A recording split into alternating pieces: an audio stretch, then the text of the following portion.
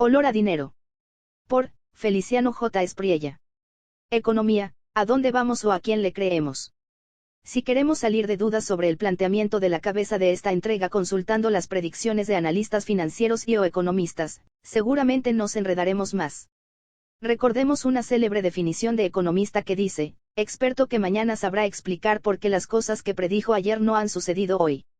Esta ingeniosa definición, atribuida a Lawrence J. Peter, juega con la idea de que los economistas a menudo hacen predicciones que no siempre se cumplen. A veces, la economía puede parecer un juego de azar, y los economistas son como jugadores que lanzan una moneda al aire. Siempre habrá uno que acierte, pero eso no garantiza que tengan todas las respuestas. Casi a diario leemos en la mayoría de las publicaciones especializadas en economía y finanzas, logros muy importantes en la materia que vienen ocurriendo en el país desde hace más de un año. Sin embargo, y podría decir que paradójicamente, es frecuente también encontrar predicciones que aparentan ir en contra de lo que está sucediendo.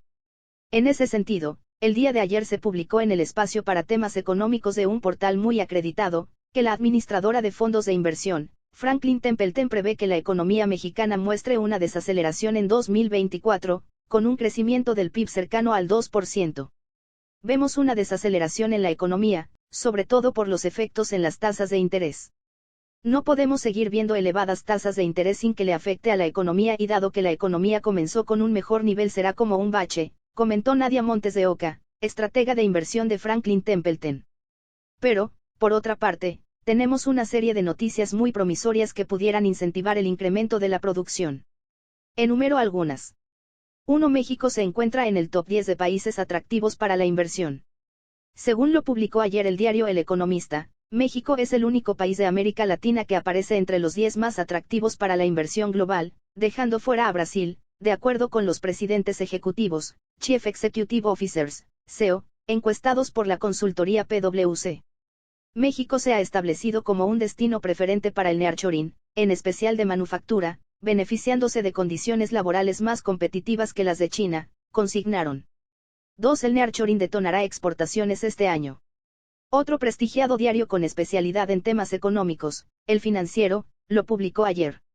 En el primer párrafo de la nota afirman que el fenómeno del nearshoring generará un repunte del empleo y exportaciones de México en 2024, de acuerdo a las estimaciones de Emilio Cadena, presidente del Consejo de Administración de US México Foundation. 3. Aumentó 2.2% la inversión extranjera directa en 2023. Durante el 2023 los flujos de inversión extranjera directa hacia México crecieron 2.2% interanual a un monto récord de $36.058 millones, con lo que hilaron 2 años batiendo marcas, de acuerdo con cifras preliminares reportadas la tarde del pasado martes 14 de febrero por la Secretaría de Economía. Este fenómeno, sumado a la mayor inversión pública dedicada a los proyectos de infraestructura insignia del gobierno del presidente Andrés Manuel López Obrador, motivó una recuperación significativa de la inversión productiva, que se volvió el motor de la economía en el 2023. 4. El turismo tiene fuertes tendencias al alza. El año pasado visitaron el país 42.153.000 turistas internacionales, lo que significó un crecimiento del 10% contra los 38.2 millones del año anterior. Para este año se podría esperar un crecimiento similar. 5. Desplazó México a China como mayor proveedor de Estados Unidos. Por primera ocasión en la historia, México superó a China en las ventas a Estados Unidos. El año pasado, el país vendió a la Unión Americana mercancías por $475.607 millones, un monto récord, según datos del Departamento de Comercio estadounidense. Por hoy fue todo. Gracias por su tolerancia y hasta la próxima. Twitter, @FJEspriella. Correo, felicianoespriella@gmail.com. Archivo confidencial, por Armando Vázquez Alegría.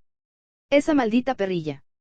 Ya debe estar hasta la coronilla López Obrador por la virulencia de ataques que ha recibido de lunes para acá y también con su perrilla que no se le quita completamente, que es su máxima preocupación.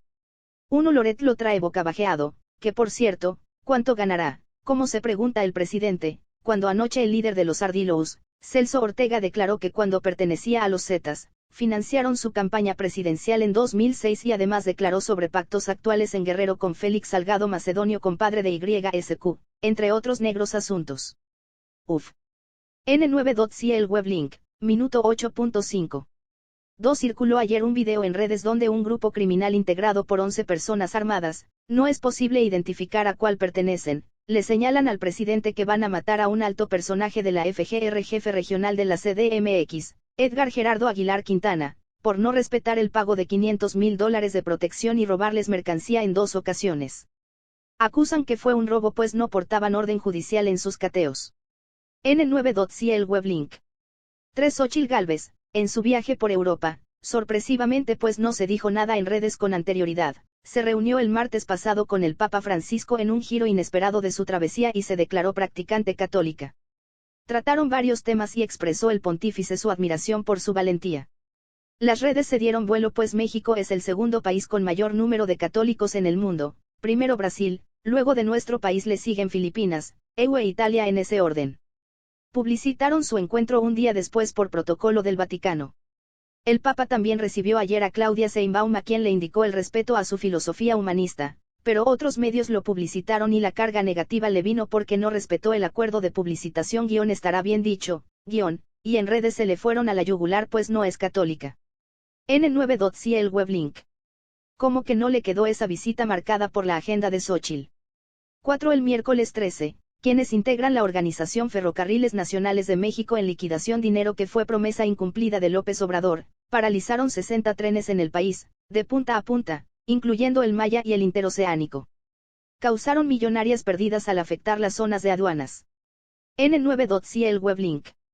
5. La Alianza Mexicana de Organización de Transportistas que agrupa a 200,000 choferes realizó ayer un paro de transportistas por unas horas en una veintena de estados. López Obrador los tachó en su mañanera de estar al servicio de sus enemigos, los conservadores. Solicitan protección pues en este año les han matado a 24 choferes aunque otros medios mencionan que son 14. N9.ci el weblink. Se supo que van a ir a instalarse a Palacio Nacional para hacerse oír y según el dirigente Rafael Ortiz habrá más paros a mediados de marzo. Se dijo arrepentido de haber apoyado a López Obrador. 6. El próximo domingo 18 de febrero se realizará la Marcha por Nuestra Democracia en la que participarán 217 organizaciones de la sociedad civil y marcharán del Monumento a la Revolución al Zócalo. También han confirmado la participación de un centenar de ciudades del país y del extranjero, la cual será encabezada por el Frente Cívico Nacional, Sociedad Civil México, UNE, Sí por México y Poder Ciudadano. No es a favor de Xóchitl pero se le parece mucho. N9.ci el weblink. Sería la tercera manifestación ciudadana en este sexenio, la primera fue el 13 de noviembre de 2022 en defensa del INE, el 26 de febrero de 2023 pro Suprema Corte y ahora por la democracia. 7. El último asesinato de un aspirante a una candidatura ocurrió anoche en Veracruz y fue de Morena. N9.ci el weblink suman ya 17 desde que empezó el periodo electoral en septiembre pasado y en 9 estados. Otros los contabilizan en 35 pero desde junio para acá. 8. Según expertos de la Conagua el próximo 26 de junio será el día cero, se acabó, para el suministro de agua del sistema Cutzamala que abastece a la CDMX y Edomex.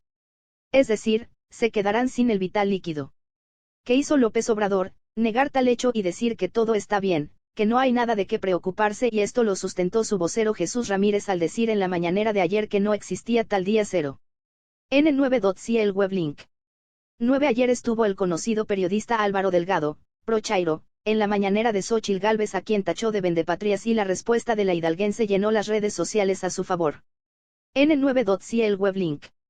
Ya había otro punto a favor de Xóchitl que fue la encuesta de México Elige del lunes que la colocaba a 8 puntos de Xóchitl Gálvez. N9.ci el weblink.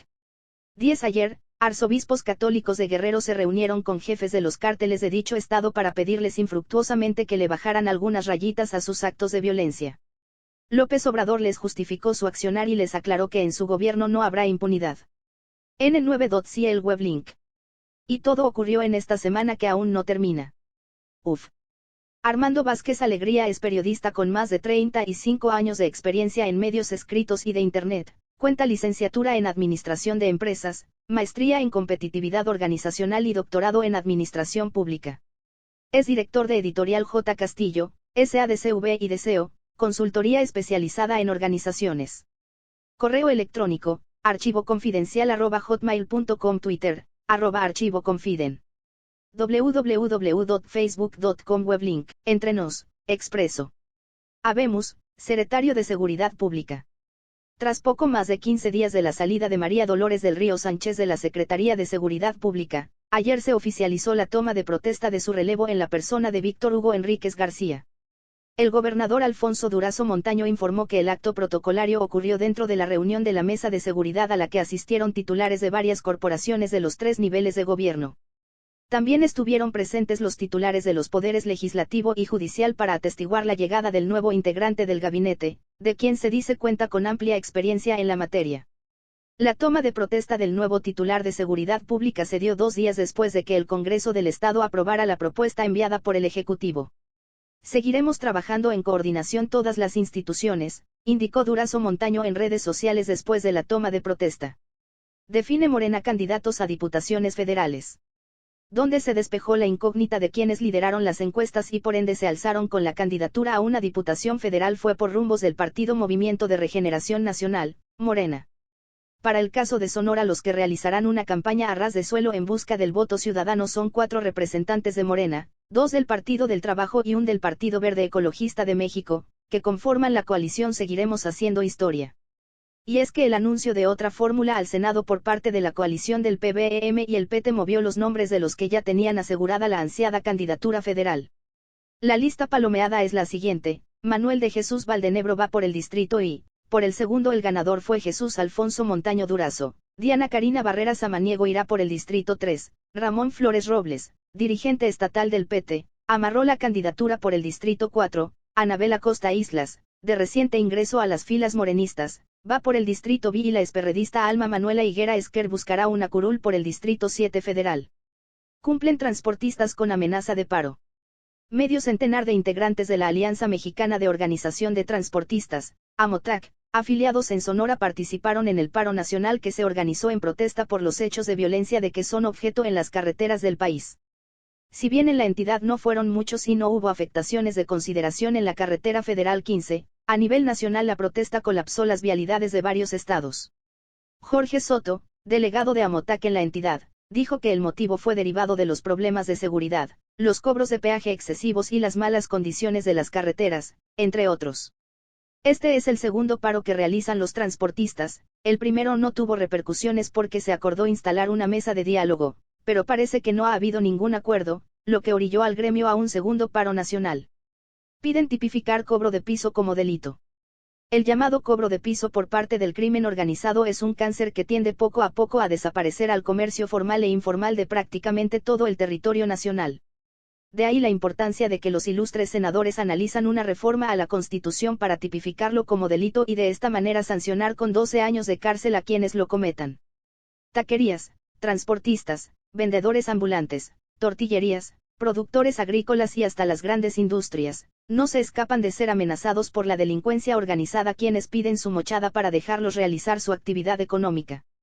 En su argumento, la senadora petista Cora Cecilia Pinedo Alonso dijo que el cobro de piso es una práctica desleal del crimen organizado que genera un ambiente de miedo, violencia e inseguridad en la sociedad. mrx@expreso.com.mx, entre grillos y chepulins. Por Irán Rodríguez L. Inicia el divorcio y ya hay señales. Adivina, adivinadora y adivinador. ¿En qué se parecen una boda y un divorcio? En que en la boda todo es arroz, y en el divorcio todo es paella. Yo nunca había leído en las redes sociales al gobernador Alfonso Durazo, haciendo alusión a la separación de los dineros del Estado con los del municipio de Hermosillo, pero, ya lo hizo. Acababa de publicarse en el diario El Heraldo la encuesta de Poligrama, misma que le da la ventaja a Toño Astiazarán sobre María Dolores del Río, cuando al ratito salió el gobernador Alfonso Durazo a declarar lo siguiente. Hermosillo avanza gracias al fuerte impulso que se realiza desde el gobierno estatal para construir obras que benefician de manera directa a las y los sonorenses. Hoy iniciamos los trabajos de modernización de 13 calles que no habían sido atendidas desde hace años. De esta manera, el señor me da a entender que inició los trámites del divorcio con el Toño Astiazarán, con quien ha llevado una gran relación institucional y de apoyo, y todos sabemos que el conflicto de los bienes es electoral, y no creo que los veamos como andaban Eduardo Bors con sus ínfulas de poder apaleando a Ernesto el Borrego Gándara que tampoco se dejó, pero sí van a pelear la casa, y la casa es Hermosillo, y la nueva esposa, se llama María Dolores del Río, quien trae más de 15,000 votos del Partido Verde, el PT, el PES y Nueva Alianza, mismos que Célida López no los tuvo. Podemos decir que esto es normal, que era lo esperado. Incluso, yo creo que el proceso de divorcio se tardó, y no es por malas relaciones entre el Toño y el gobernador Alfonso Durazo, no, es porque simplemente pertenecen a partidos diferentes, que pueden coadyuvar para el bien de la ciudadanía, sin duda, pero en este momento, cuando la lucha que hay por la presidencia de México es la que trae de cabeza a los analistas políticos, politólogos, opinócratas y a cierto cuadro de la sociedad mexicana, Sonora y sobre todo Hermosillo no sería la diferencia. Lo dijo mi mentor Gerardo Ponce de León en El Desmadre, transmitido por Radio Sol 104.7 FM de lunes a viernes de 12 a 1 de la tarde, que los 42.8% que trae el Toño en la encuesta mencionada, son meramente porque el señor se los ha ganado y que incluso el PRI, PAN y PRD son un lastre para su desempeño. Yo reconozco en el Toño un gran desempeño, sin embargo, hay que aceptar que sin el voto duro de los partidos obviamente que no hubiera podido llegar a la presidencia municipal. Por otro lado, comenta mi mentor que los 35.5% que trae en la misma encuesta María Dolores del Río, son por la marca Morena. Coincido, ahí va el arrastre de AMLO y de Sheinbaum, quien le duela a quien le duela y le arda a quien le sude, viene en caballo de Hacienda al día de hoy. Por otro lado, la encuesta que aparece de Grossman, que le da a María Dolores del Río la ventaja de 48% contra un 36% de Toño Astiazarán, habría que ver el método de cómo sale porque solamente salió esa placa que trae los porcentajes, por lo menos la de Poligrama, dice que los resultados se derivan sobre 1000 llamadas telefónicas, y en este caso no tengo información, pero, sigo pensando lo mismo, las encuestas siguen siendo más propaganda que realidad, y créame, un candidato que va abajo jamás le va a mostrar las encuestas reales. Lo cierto es que inició el divorcio y ya hay señales. Café entre grillos. Uno por cierto que, hablando de estrategias, la de la marcha del domingo, que está realizando la oposición a AMLO, va a darnos muchos datos que pueden y no favorecen a Xóchitl, de quien debo decir que no trae mucha disciplina en su campaña, y a mí me parece que esta marcha puede ser el gran despunte de la candidata, pero, también la caída, si las cosas no se dan como se esperan. El círculo rojo, sobre todo quienes se encuentran en algún hemisferio de las preferencias, por gusto o necesidad, deben recordar que las redes sociales sirven, pero lo que interesa para una elección es lo que se hace en tierra, y aunque las redes puedan cambiar algunas percepciones, que es algo que le preocupa al presidente, las redes no dejan de ser un instrumento de manipulación más que de realidad, y eso, el presidente lo sabe muy bien. Por lo que la invitación es a ver qué hacen en tierra los partidos. Oremos por los divorcios. El zancudo. Por Arturo Soto Munguia. Tiros cantados en Hermosillo. Con el reacomodo de candidatos de la coalición Sigamos Haciendo Historia a las 2 diputaciones federales en Hermosillo, la contienda adquiere visos interesantes en esta capital. Vemos, en el Distrito 05, donde la coalición Fuerza y Coalición por México presenta a Ernesto, el Borrego, Gándara, Morena sustituyó a Célida López por Jacobo Mendoza, un diputado local que ganó en las urnas su curul, persona muy preparada en lo académico, pero también con una sólida formación política en el proyecto obradorista. De hecho, Jacobo ha sido quizás el diputado que más ha sacado la casta a la hora de defender ese proyecto. Morenista químicamente puro, fundador de ese partido en Sonora, tiene también mucho trabajo, de tierra, en esta capital. Será una pelea en la que todo puede suceder, pues Ernesto Gándara tiene gran arrastre en Hermosillo, fue bien evaluado en su gestión como alcalde y llega bien acuerpado por los partidos que integran la alianza opositora. En el Distrito 03, Morena y sus aliados sustituyeron a Omar del Valle Colosio, quien va junto con Célida a buscar el Senado, siglados por el PBM y no por el PT, según trascendió anoche, aunque no está confirmado oficialmente. Su lugar como candidata a la Diputación Federal lo ocupa la diputada local del PT, Karina Barreras, quien se enfrentará al exboxeador Jorge, el Travieso, Arce. Este será un choque interesante, pues el Travieso basará toda su campaña en las simpatías que le pueda acarrear su trayectoria como pugilista y en un discurso llegador entre las clases populares, sobre autosuperación, éxito desde la pobreza y un sistemático ataque a las políticas del obradorismo. Diana Karina es un caso extraño, pues ella fue regidora del PAN en el trienio de Maloro Acosta, donde lo más relevante que hizo fue validar con su voto el proceso de privatización del servicio de alumbrado público, un proyecto al que Morena se opuso desde el Cabildo, y que, cuando ganó la alcaldía Célida López, echó abajo por considerarlo una mega tranza. Como el Travieso, tampoco tiene experiencia en campañas electorales, pues llegó al Congreso del Estado por la vía plurinominal. Vamos a ver de qué cuero salen más correas. 2. Hay gira este viernes a Puerto Libertad, donde el gobernador Alfonso Durazo supervisará los avances en la construcción de la planta de licuefacción de gas natural que lleva a cabo la empresa México Pacific Limited y en la que se están invirtiendo nada menos que 15.000 millones de dólares, que se traducirán no solo en el posicionamiento de Sonora como el más importante puerto de salida de gas licuado a los países de la cuenca del Pacífico, sino que de entrada dispersará una relevante derrama de recursos en el estado, generando además 13.000 empleos directos y 21.000 indirectos. Esta cuantiosa inversión, que incluso supera a la de Tesla en Nuevo León, se encuadra en las vertientes del Plan Sonora de Energía Sostenible que ya está poniendo a nuestro estado en la mira de países de todo el orbe. De hecho, en esta gira el gobernador encabezará el arranque de operaciones del Parque Solar Akin, de la empresa Engine México, que no es poca cosa. Se trata de una inversión de 112 millones de dólares para instalar y operar 390.000 paneles solares en una superficie de 266 hectáreas y en cuya construcción se han generado 2.350 empleos directos. Este parque generará 130 megawatts y se encuentra localizado muy cerca de la planta de licuefacción de México Pacific Limited. Estas empresas son dos de las que han contribuido sólidamente a que Sonora se posicione como el estado fronterizo que ha atraído más inversión extranjera directa, y el segundo en el plano nacional. 3. Hermosillo y 6 ciudades de Sonora se sumarán a las movilizaciones convocadas por organizaciones de la sociedad civil y militantes de algunos partidos políticos, en una reedición de aquellas manifestaciones que iniciaron bajo la consigna de la defensa del INE. En esta capital, la concentración iniciará en la Plaza Emiliana de Subeldía para trasladarse a la Plaza Zaragoza, frente a Palacio de Gobierno. De acuerdo con los organizadores, esta manifestación es parte de las que se llevarán a cabo en 110 ciudades del país y el objetivo es defender la República, la Constitución y los organismos autónomos, para defender a México de la concentración del poder de quienes nos quieren regresar al pasado. Las ciudades de Sonora donde se realizarán estas marchas son Álamos, Navojoa, Huatabampo, Ciudad Obregón, Guaymas y Nogales y las convocan organizaciones como Poder Ciudadano, Sociedad Civil México, Sí por México, Une México, Unidos por México, Frente Cívico Nacional entre otras 100.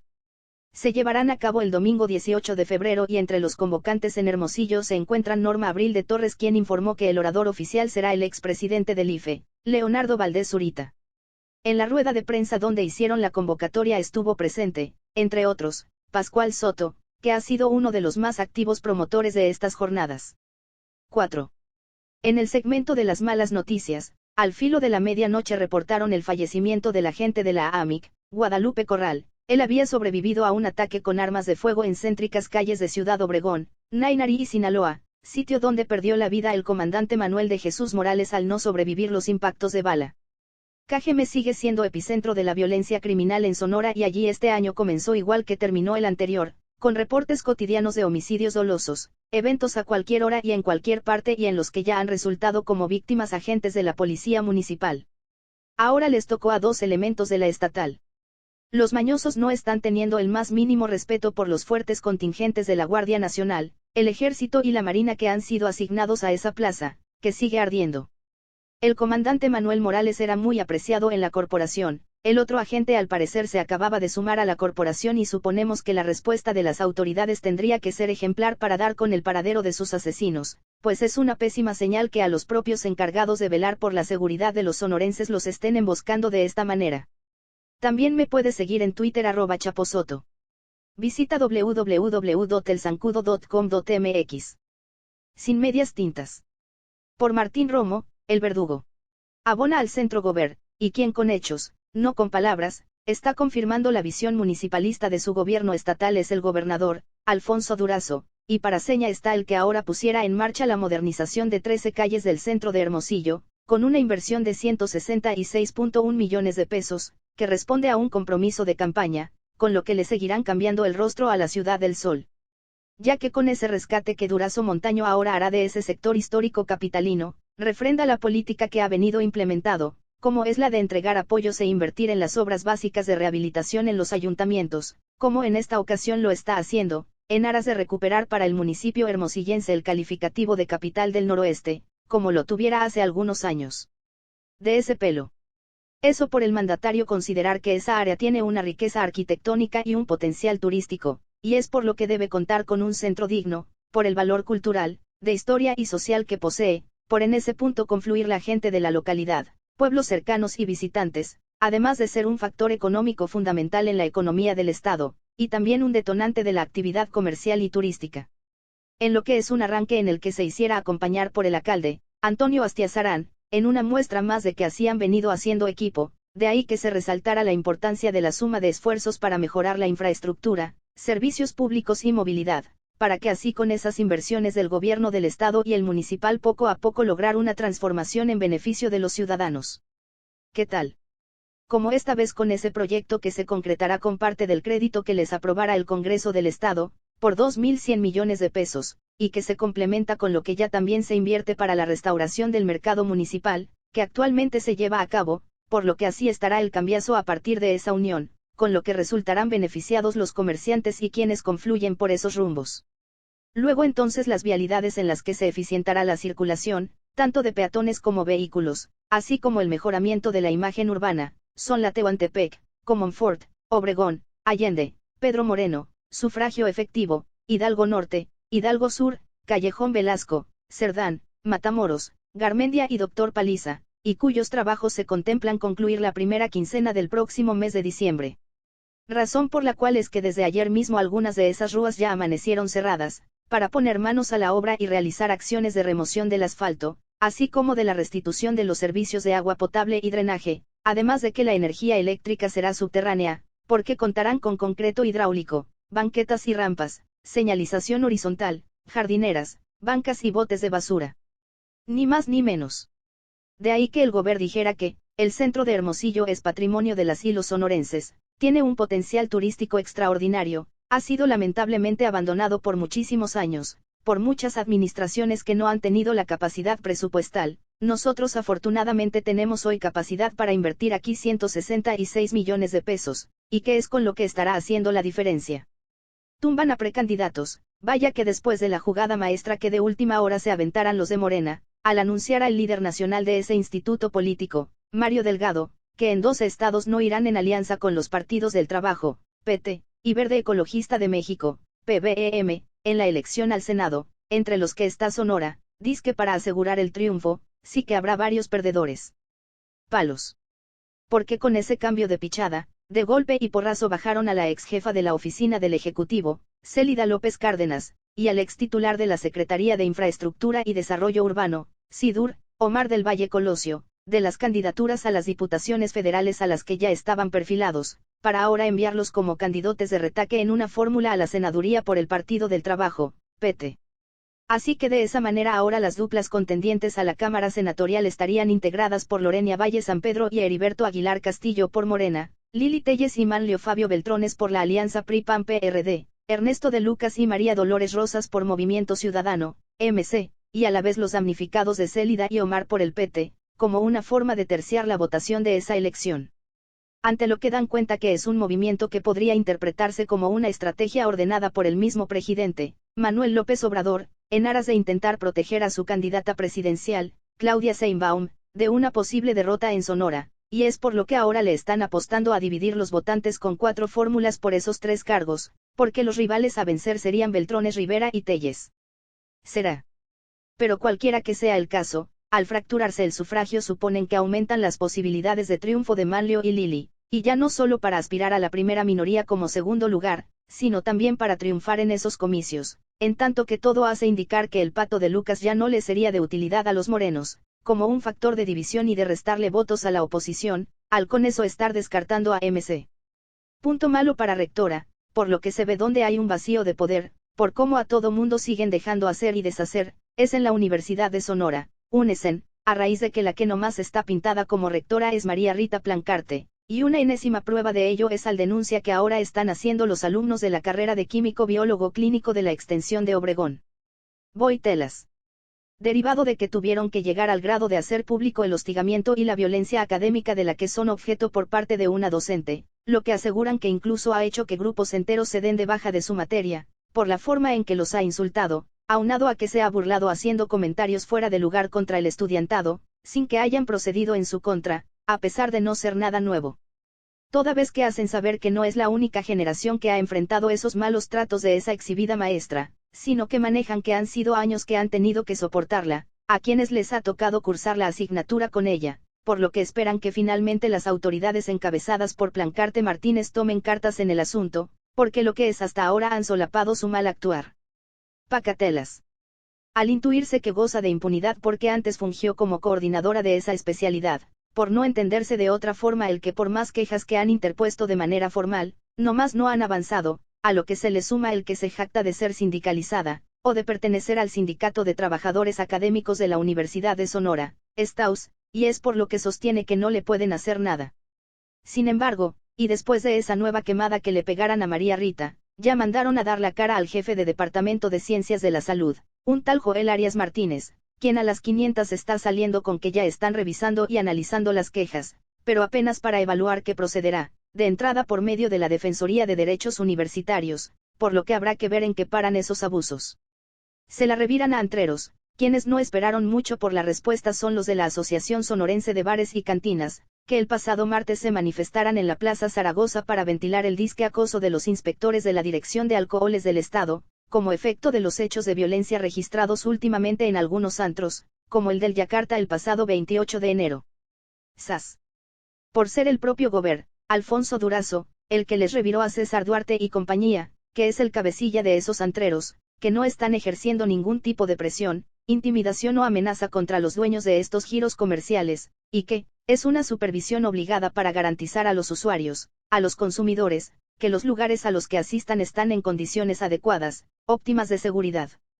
En pocas palabras, el Ejecutivo Estatal así les dejó en claro que no hay ningún tipo de cacería, ni nada que se le parezca, y que las suspensiones a esos establecimientos únicamente se les aplican si incumplen las recomendaciones, y las más mínimas medidas para que operen de forma segura como lo establece la licencia, y así velar por la integridad física de las personas que asisten a esos lugares. De ese tamaño. Casi por nada es que les remarcara que, todo nuestro apoyo para los propietarios de bares, ninguna presión, ninguna intimidación, ninguna amenaza de retiro de su licencia, salvo que no atiendan las recomendaciones y las medidas mínimas de seguridad, es en beneficio de la gente, después de que les entregaran un pliego petitorio a las autoridades estatales solicitando una mayor flexibilidad. Ajá. Ante lo que queda muy clarito el mensaje que les están mandando, de que la ley es la ley, y deberá de cumplirse por encima de que digan que con los constantes operativos de supervisión que ahora sí les están haciendo, según esto están asustando y ahuyentando a la clientela, a la par de proponer el que ya no se otorguen licencias provisionales para evitar irregularidades. De ese vuelo. Da más color el alcalde, el que ya dio más color en cuanto a su aspiración política es el presidente municipal, Antonio Astiazarán, al confirmar que sigue deshojando la margarita, o evaluando la posibilidad de registrarse como precandidato para buscar la reelección a la alcaldía de Hermosillo, en tanto que otras que también la quelen ya volvieron a visitar los campos deportivos a los que no habían regresado. Y es que esta vez Astiazarán Gutiérrez fue más preciso al adelantar que el proceso de campañas locales comienza en abril, momento en el cual tomará la decisión de participar, o no en la contienda, al señalar que, la época electoral aún no ha llegado. Lo que me impulsa es trabajar y cumplir con las expectativas de los hermosillenses, en cuanto a resultados y menos política. Es un tema que estamos reflexionando. Órale. O sea, sé que el Toño Astiazarán no anda desesperado, y mucho menos adelantado como otras, cual es el caso de la exalcaldesa, María Dolores del Río, apodada la Lola Tandeos, por cómo cuando gobernara les racionara el agua a los hermosillenses, hasta solo 2 horas diarias, y es por lo que incluso le hicieran bloqueos, al en su caso estar abocado a seguir chambeando, en lo que llegan los tiempos electorales. Tan es así que para evidencia está la reciente visita que hiciera a Mérida, Yucatán, donde se reunió con el gobernador de esa entidad, Mauricio Vila Dosal, para conocer un proyecto de un tren eléctrico bajo el programa Movilidad Sustentable, como parte de un plan para cuidar el medio ambiente y facilitar el transporte de la población, porque la pretensión es la de elaborar un proyecto similar en Hermosillo. ¿Cómo ven? Es por lo que el Presimun aliancista señalara que, es una tecnología interesante que estamos considerando explorar. Vamos a hacer propuestas dentro de lo que la ley permite, en colaboración con el gobierno estatal, para promover la movilidad sustentable en nuestra ciudad, lo que exhibe que le ha seguido buscando por todos lados, a la hora echar mano de nuevas alternativas para mejorarle la vida a los hermosillenses. Correo electrónico, s-verdugo@hotmail.com, hablando franco. Judith Franco Ainsa. Pese a refuerzo de Guardia Nacional asesinan a mando de la AMIC en Cajeme. Con escasos días de llegar a Ciudad Obregón, la tarde-noche de este jueves fue acribillado el comandante de la base de la Agencia Ministerial de Investigación Criminal, la AMIC, como se le conoce, quien fue identificado como Manuel, mientras que otro oficial que lo acompañaba resultó herido.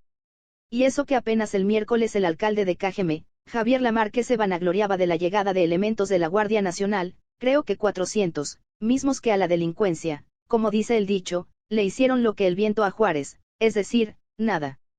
Lo peor, que el citado ataque armado que acabó con la vida del mando policíaco, ocurrió poco antes de las 19 horas, en una plaza comercial, con el riesgo de que alguna de las balas impactara a inocentes, aunque por suerte no fue así.